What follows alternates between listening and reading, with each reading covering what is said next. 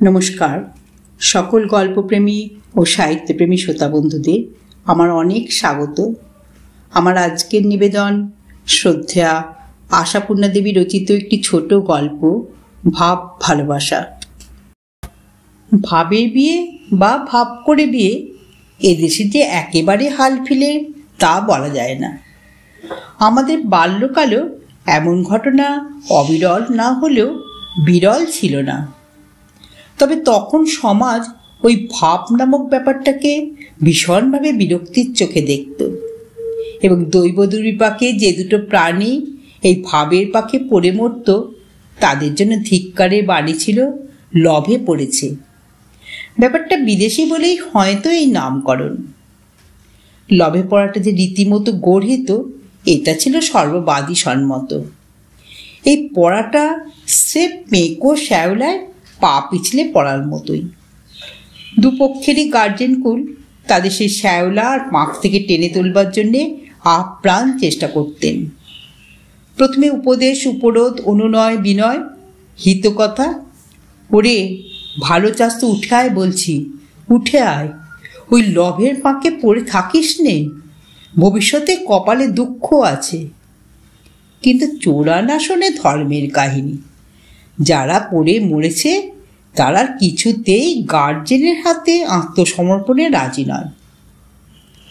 অতএব হিত কথা ছেড়ে দিয়ে বিহিত করার তালে শাসন, বল প্রয়োগ, তর্জন, গর্জন, অবশেষে হাল ছেড়ে দিয়ে বর্জন। লভ ম্যারেজের পাতক পাতকি দুটোকে বাড়িতে ঠাঁই দিতে রাজি হতেন না গার্জেনরা। নিজেরা পছন্দ করে বিয়ে, মা বাপ, সমাজ, সংসার সকলকে এক হাত অপমান করে নেওয়া নয় এটা? ঠিক আছে, করেছ, বেশ করেছ, এখন পৃথিবীর মাঠে চড়ে খাও গে, কত ধানে কত চাল বোঝোগে। যে আহাম্মকরা লভে পড়ে মরে তারা তো আর জাত, গোত্র, কুল, শীল, রাশি, গণ মেনে জেনে পড়ে না। অতএব তাদের জন্যে দুরূহ সামাজিক দণ্ড তো থাকবেই। লভ ম্যারেজের চলাকালে গোড়ার দিকের ইতিহাস প্রায়শই এই। ইহারও এক একটা সমাজবিরোধী কার্যকলাপে সমাজে তুমুল ঝড় উঠত। আসামি যুগল হয়তো তেজ্য পুত্র, তেজ্য কন্যা হয়ে জীবনে আর আপনজনদের মুখও দেখতে পেত না। এরকম দৃষ্টান্ত বিরল ছিল না তখন। একমাত্র মহৎ কবি হৃদয় তাদের জন্য সহানুভূতি বোধে বলে উঠেছেন প্রেমের ফাঁদ পাতা ভুবনে। অর্থাৎ আসলে বাপু দোষ ওই হতভাগা প্রেমিক যুগলের নয়, দোষ হচ্ছে সেই ফাঁদের। কিন্তু কবির বাণী তো আর সমাজপতিদের মর্মে সহজে প্রবেশ করে না। যতদিনে তাঁরা ব্যাপারটার অনিবার্যতাকে হাড়ে হাড়ে বুঝতে শিখলেন ততদিনে হাড় ছাড়লেন। প্রথম থেকে সেই লভে পড়ার পাপে পাপীরা অনেক ক্লেশ, অনেক দুঃখ, অনেক অভাব অসুবিধের মধ্যে শুধু পরস্পরকে অবলম্বন করেই কাটিয়ে গেছে। তরুণ বয়সে এরকম ঘটনাকারীদের প্রতি আমাদের ছিল দারুণ শ্রদ্ধা, ভক্তি, ভালোবাসা। কারণ মনে হতো ওদের মধ্যে পরস্পরের জন্য যে ভালোবাসা সেটি বড় দামি, বড় খাঁটি। পরস্পরের জন্য ওরা সর্বস্ব ত্যাগ করেছে। বিবাহ বিচ্ছেদ না, তখন এ শব্দটা শুনেছি বলে মনে পড়ে না। কালক্রমে সে যুগের অবসান হয়েছে। এখন আর তেমন ঘটনা দৈবাতের ব্যাপার নয়, দোহাত্তা ব্যাপার। এখনকার ছেলেমেয়েরা বিদেশি ভাষায় লভে পড়ে না, সম্পূর্ণ দেশজ ভাষায় প্রেমে পড়ে, অথবা আরও আধুনিক ভাষায় প্রেম করে। হ্যাঁ, প্রেম করাটা আর এখন মারমার কাটকাটের ব্যাপার নয়, নিতান্তই জলভাত।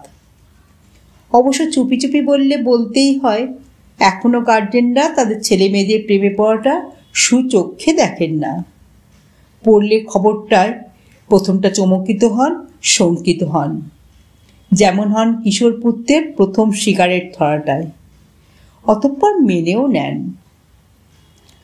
কিছুই যখন করার নেই তখন মেনে নেওয়াই সঙ্গত। অতএব এখন ঘরে ঘরে ভাবের বিয়ে। তবে মজাটা এই, এখন যত ভাব তত আড়ি, বিয়ে তত ছাড়াছাড়ি। এই দেখলাম ধুমধামের বিয়ে, তো সেই দেখছি ধুমধারাক্কা ডিভোর্স। প্রেমের বিয়ে তো ধুমধাম তো হয়ই, এখন তো মা বাপকে প্রেম করে বিয়ে করা মেয়েকে আবার গুছিয়ে গাছিয়ে দান সামগ্রী সাজিয়ে নাপিতে পুরুতে বিয়ে দিতেই হয়। সমাজ আছে বলেই শুধু নয়, স্বাদ আদলাত্তা তো আছে। আমাদের পিতুর মা বাপ কোন কালে রেজিস্ট্রি করে বসে থাকা মেয়েকে আবার যথারীতি স্বাদ আদলাত মিটিয়ে বিয়ে দিল, এবং বরটাও দিব্যি সোনাহেন মুখ করে টোপর পরে মালা চন্দনে সেজে ফুল সাজানো গাড়িতে চেপে বিয়ে করতে এসেছিল। কড়ি খেলা, বাসর জায়গা ইত্যাদি কোনো কিছু স্বাদ আহ্লাদে বাদ যায়নি, সব কিছুই চুটিয়ে করে নিয়েছিল। পিতুর শাশুড়িও এ বিয়েটির আগে যথারীতি ডজন তিনেক নমস্কারী শাড়িসহ খাট, বিছানা, আলমারি, আয়না ইত্যাদি বিরাট তালিকা পেশ করেছিলেন, এবং তালিকার অতিরিক্তই পেয়ে বড় প্রসন্নময়ী মূর্তিতে ছেলে বউকে বরণ করে ঘরে তুলেছিলেন। এই তো এসব কিছুদিন আগের ঘটনা। ভোজে কত বড় ফিশ ফ্রাই খাইয়েছিল পিতুর বাবা, সেটা এখনো কেউ কেউ উল্লেখ করে। হঠাৎ এখন কানাঘুষে শুনছি পিতু আর তার বরের মধ্যে অবরামনে চলছে, কেস ঢুকলো বলে। শুনে আমি নেই। তারপর ভাবলাম এ অসম্ভব, নিঘাত হিংসুটেদের মিথ্যে রটনা। বাবা, ওদের দুজনে সেই আহ্লাদে ভাসা চেহারাটি কি জলজলে, কি ছকছকে, বললেই হলো, বলছে না। আর ওদের তো আমি আজ দেখছি না, বিয়ের আগে পিতুর ভাষায় যখন দুজনে প্রেম চালাচ্ছে তখন তো আমার বাড়িটাই ছিল ওদের একটা ঘাঁটি। দৈবক্রমে পিতুর মাতৃকুল সূত্রে আর নিপুর পিতৃকুল সূত্রে আমি দুজনেরই দিদা। সেকেলে যেরকম সম্পর্কে ঠান্দি বলা হতো। এমন একটা সুবর্ণ সুযোগ কি আর কেউ ছাড়ে? সেই প্রাক বিবাহকালীন দিনগুলো প্রায় এরকম হতো। হঠাৎ কোনো সময় নিপু এসে হাজির হয়ে বলে উঠত, দিদা, আহ্লাদিটা আসেনি? কই না তো। দেখছেন তো কি মিথ্যু, আমায় বলে রাখলেও 4টের সময় দিদার বাড়ি আছি, আর এসে যাবে। বাসট্রামের যা অবস্থা জানিস তো। হ্যাঁ, সে শুধুই আহ্লাদি মার্কা মেচিটার বেলাতেই। আমার বেলা 2 মিনিট দেরি হলেই তো হয়ে গেল। প্রেমিকা সম্পর্কে কথা বলতে নিপু সাধারণত আহ্লাদি, পেঁচি, ছিঁচকাঁদুনি এইসব বিশেষণ ব্যবহার করে থাকে। রেগে রেগে পায়চারি করতে থাকে আর বলে চলে, সময়ের দাম নেই আমার, ইয়ার্কি পেয়েছে। আমি বলি, দাম একটু উসুল হোক ততক্ষণ, বস চা খা। না, এখন থাক, হিংসুটি এসে আমায় চা খেতে দেখলে হাত পা ছুঁড়বে। অতএব তখন চা অচল। হিংসুটি এসে পড়ে, এক গাল হেসে বলে, কতক্ষণ এসেছিস? হ্যাঁ, তুই তো কারিতেই রক্ত ওরা। প্রথমটা তাজ্জব বনে যেতাম, ক্রমশ কান অভ্যস্ত হয়ে গেল। এই যুগের নাকি এটাই প্রেমালাপের প্রকৃষ্ট ভাষা। আবার কোনো কোনো দিন পিতুই আগে এসে যেত এবং বলে উঠত, আসেনি তো লক্ষ্মী ছাড়াটা? জানি, বাউন্ডুলে বিটকেল, কখনো কথার ঠিক রাখে না। আমায় টাঙিয়ে রেখে কোন চুলে কোন হতচ্ছাড়া বন্ধুর সঙ্গে আড্ডা দিচ্ছে বসে। তবে অবশ্য বেশিরভাগ দিনই দুজনে হাসতে হাসতে আর আহ্লাদে ভাসতে ভাসতে এসে বলে উঠত, উফ দিদা, যে দারুণ একখানা ছবি দেখে এলাম, ভাবা যায় না। মেয়েটা বলে উঠত, চায়ের জল চাপাচ্ছ তো? চাপাও বাবা, এই হ্যাংলা পেটুকটা সেই থেকে বলে চলেছে দিদার কাছে গিয়েই চা খেতে হবে। জানো তো, তুমি অবশ্যই শুধু চাট দেবে না, টাটাও ভালো জুটবে। নিপু হয়তো রেগে বলেছে, কখন আবার চা চা করেছি? মুখে না হোক মনে মনে করেছিস, আর নাই যদি করে থাকিস, মুক্তি পাইয়ে দিচ্ছি, সেটা তো লাভ না লোকসান? দিনের পর দিন ওদের এখানে মিট করে বেড়াতে যাওয়া, ছবি দেখতে যাওয়া ইত্যাদি প্রবৃত্তি চলেছে। বিয়ের পরও কম নয়। সেই দুজনে আহ্লাদে ভাষা গলায় বলেছে, উহ, নেমন্তন্ন খেতে খেতে যার নিকলে গেল। বিয়ে করলে যে এত পদমর্যাদা বাড়ে জানতাম না, কেবলই নেমন্তন্ন। পিতুরুক্তি, তুই আর বলিস না হ্যাংলা পেটু। আজ তোর কাকির বাড়িতে কি খাওয়াটা খেলি, সেপ একটা বক রাক্ষসের মতো। না বলে পারিনি, হ্যারি পিতু, তোরা যে দেখছি আমাদের ছেলেবেলার পাশের চালাঘরে সেই পচার মা পচার বাপের ভাষায় প্রেমালাপ করছিস। ব্যাপারটা কি? সত্যি এখনো এইভাবে কথা বলিস, নাকি এখানে মজা করে তুই তোকারি করছিস?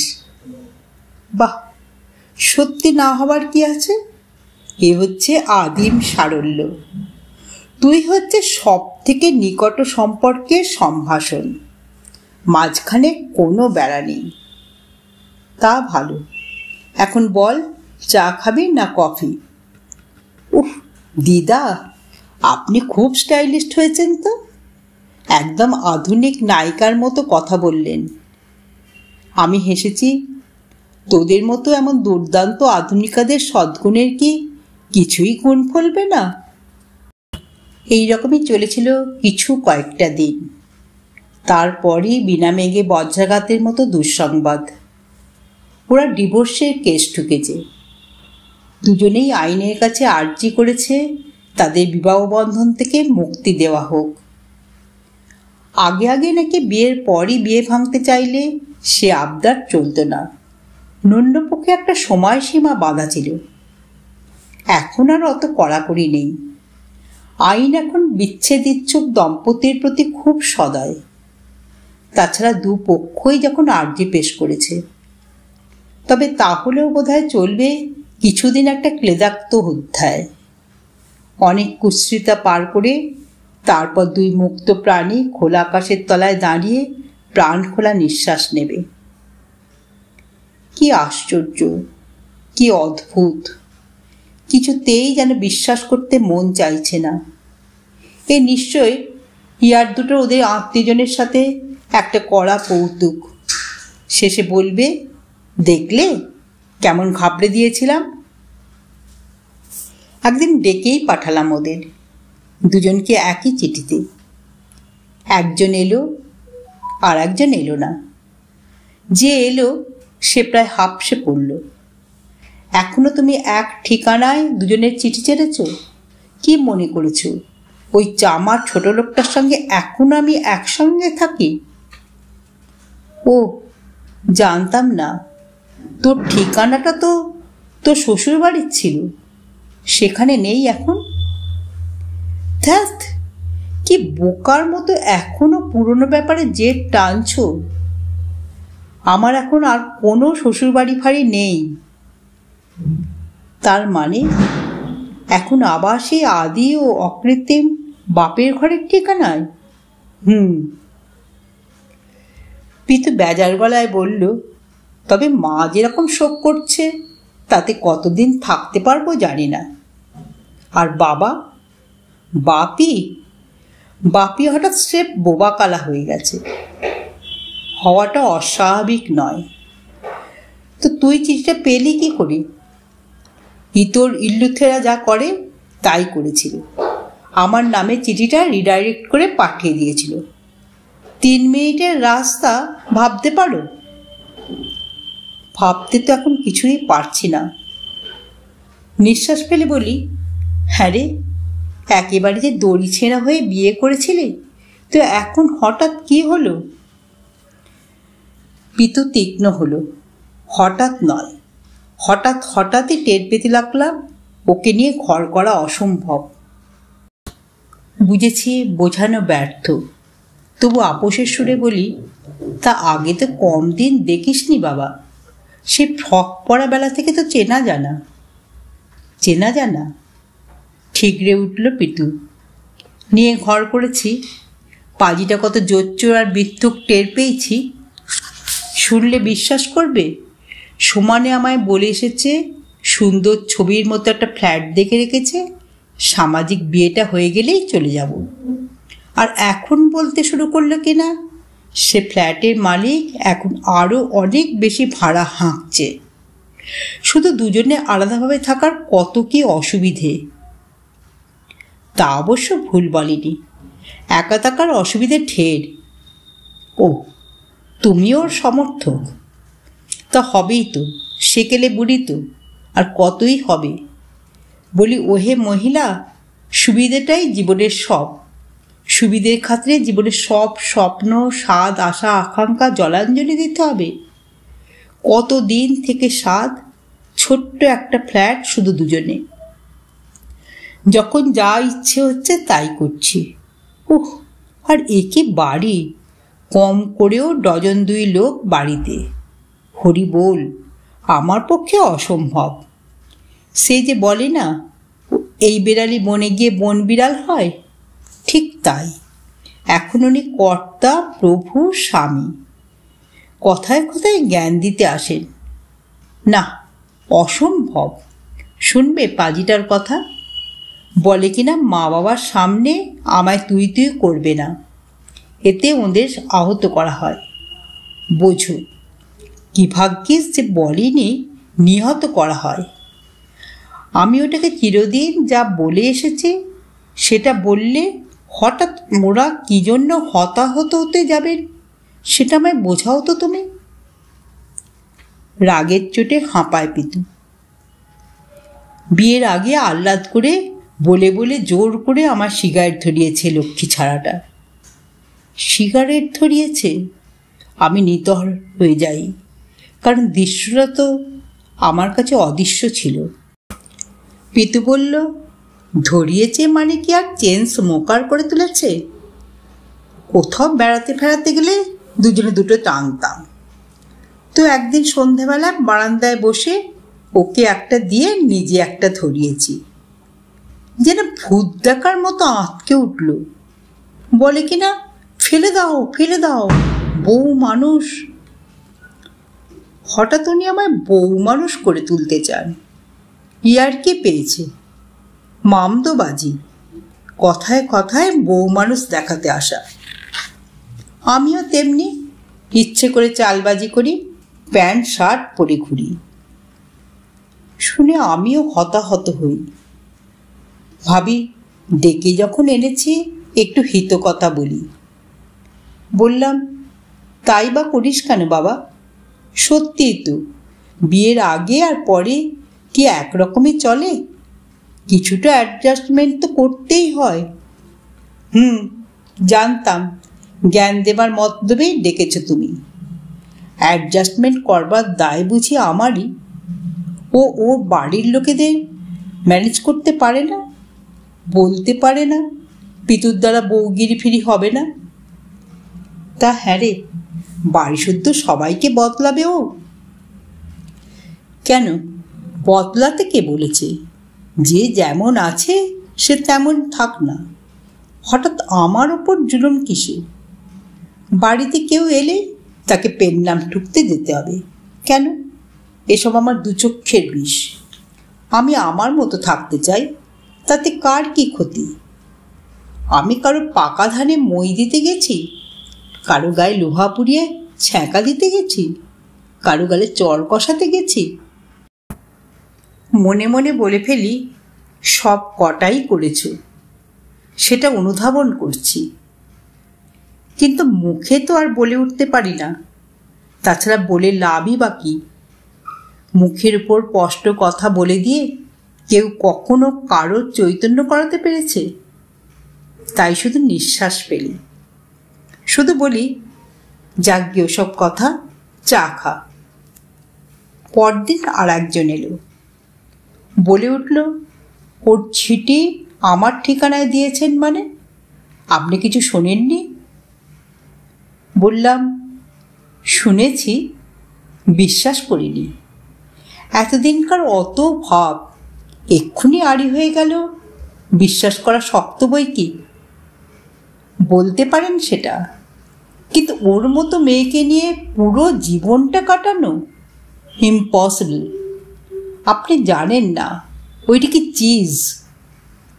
হেসেই ফেলি। তা তুমি তো অনেক দিন ধরেই চিনেছিলে। হ্যাঁ, চিনেছিলাম। 1 নম্বরের অভিনেত্রী, বুঝলেন? তখন ভাব দেখাতো যেন কতই সরল, আসলে সাংঘাতিক কুটিল। ভাবতে পারেন, বাড়ির বউ সকালবেলা স্রেফ 2 পেয়ালা চা বানিয়ে ঘরের মধ্যে চলে এসে আমায় 1 পেয়ালা দিয়ে নিজে অন্যটা খেতে বসলো। জিজ্ঞেস করেছে সবাইকে চা দেওয়া হয়েছে। চেঁচিয়ে চেঁচিয়ে বলে কিনা, বিশ্বশুদ্ধ লোকের চা তৈরি করা আমার দ্বারা হবে না। একটা বাড়িতে 50টা লোক দেখলেই গা গুলোয়। বলুন দিদা, সেই চা আমি প্রেমসে চুমুক দেব? পেয়ালা শুদ্ধ ছুঁড়ে রাস্তায় ফেলে দেব না? বাড়ির বউ বাড়ির কারোর সঙ্গে কোঅপারেশন নেই। যখন ইচ্ছে একা বসে খেয়ে নিচ্ছে, যখন ইচ্ছে বেরিয়ে পড়ছে। সন্ধেবেলা ঘরে এসে শুলে লোকে কি ভাবছে সেটা একটু খেয়াল থাকবে না? বলতে গেলে সকলের সামনে আমায় ইতর, ছোট লোক, চামার, লায়ার এইসব বলবে, আর প্রতিদিন বাপের বাড়ি গিয়ে বসে থাকবে। না, অসম্ভব। অসম্ভবের ওপর তো আর কথা চলে না। আবার একদিন এলো পিতু। রণরঙ্গিনীর ভঙ্গিতে এসে বলল, শয়তানের সঙ্গে সব সম্পর্ক চুকিয়ে দিয়ে এলাম। বাঁচা গেল। এবং তার দিন 2 পরে নিপু এলো, ঝড়ে পড়া কলা গাছের মতো মূর্তি নিয়ে। এসেই বসে পড়ে বলল, যাক, এবার শান্তি। বললাম, কিন্তু এরপর আর কি? খুব সম্ভব অফিস থেকে হায়দ্রাবাদে ট্রান্সফার করে দিচ্ছে। মনে হলো জিজ্ঞেস করি, করে দিচ্ছে না তুমি কাঠখড় পুড়িয়ে করিয়ে নিচ্ছ? করলাম না জিজ্ঞেস। লাভ কি? এখানে টিকতে পারছে না মনে হচ্ছে। পিতু আর আসেনি কোনো দিন। ওর মা একদিন এলো, চোখ মুছতে মুছতে বলল, কি বলবো পিসিমা, লক্ষ্মী ছাড়া মেয়ে বাপের পর তেজ দেখিয়ে একটা লেডিস হোস্টেলে গিয়ে রয়েছে। বাপের কাছে টাকা নেবে না বলে সেই দমদমে একটা স্কুলে চাকরি নিয়েছে। নিপুও তো বদলি হয়ে হায়দ্রাবাদে চলে গেল। 2 সুখের সংসার তছনছ। দুর্মতিটাকে যত কিছু ফার্নিচার দিয়েছিলাম সব ওরা আমার গলায় চাপিয়ে দিয়ে গেছে। মায়ের প্রেজেন্টেশন পাওয়া জিনিসগুলো পর্যন্ত। বলুন তো, আমার ছোট বাড়িতে কোথায় রাখি সেসব? যার জিনিস সে রইল একটা পচা হোস্টেলে পড়ে। মরে যেতে ইচ্ছে করছে পিসিমা। বিশদ হওয়া ছাড়া আর কি করার আছে? বললাম, আসে না তোমার কাছে? আসে, রবিবারে। সেদিন নাকি হোস্টেলের কিচেন বন্ধ। সেই মেয়েটা এমন চেহারা হয়েছে, দেখলে চিনতে পারবেন না। মনে মনেই তো যত কথা। সেই মনে মনেই বলি, চিনতে কি কোনোদিন পারা গিয়েছিল? আহ্লাদি মার্কা বাচ্চাটির মধ্যে যে কি আচ্ছা বস্তুর বাস থাকে তা কার্যক্ষেত্রে না নামলে ধরা পড়ে না। তবে দুঃখ হয় বই কি, খুবই দুঃখ হয়। ওর মা বলে, কত খোসামত করছি চলে আসতে, আসবে না। বলে কিনা বেশ আছি, দিব্যি স্বাধীনতায় আছি। এতটুকু বয়স থেকে দুজনে অত ভাব ভালোবাসা কোথায় উপে গেল তাই ভাবি। ওর মা চলে গেল। আমি বসে বসে ভাবছি, কত ছোট ছোট সংঘর্ষেই এরা জবাব দিয়ে বসে। আহা, মুহূর্তে অসহিষ্ণু হয়ে না বসলে তো পিতু হায়দ্রাবাদে গিয়েই স্বাধীনতার সুখ উপভোগ করতে পারত। তো এই যুগের মেজাজ, এরা সাপটা মারতে পারুক আর না পারুক, আগে লাঠিটাই ভেঙে বসে। শুধুই কি পিতু আর নিপু? দেখছে তো আরও অনেককেই। ভাব ভালোবাসার বিয়ে তো এখন অবিরল। কেউ আর বাড়ি থেকে বিতাড়িতও হচ্ছে না, অর্থাৎ বিতরণের কাজ চলছে নিজের মধ্যেই। কেন কে জানে। আশাপূর্ণা দেবী রচিত ভাব ভালোবাসা গল্পটি এখানেই সমাপ্ত হলো। যদি শ্রোতা বন্ধুদের আমার গল্প পাঠ ভালো লেগে থাকে তাহলে অবশ্যই আমার চ্যানেলটিকে সাবস্ক্রাইব করে পাশে থাকা বেল আইকনকে প্রেস করে অল করে দেবেন। তা যখনই আমি নিত্য নতুন গল্প আপলোড করব আপনারা সঙ্গে সঙ্গে পেয়ে যাবেন। আপনারা সবাই খুব ভালো থাকবেন। নমস্কার।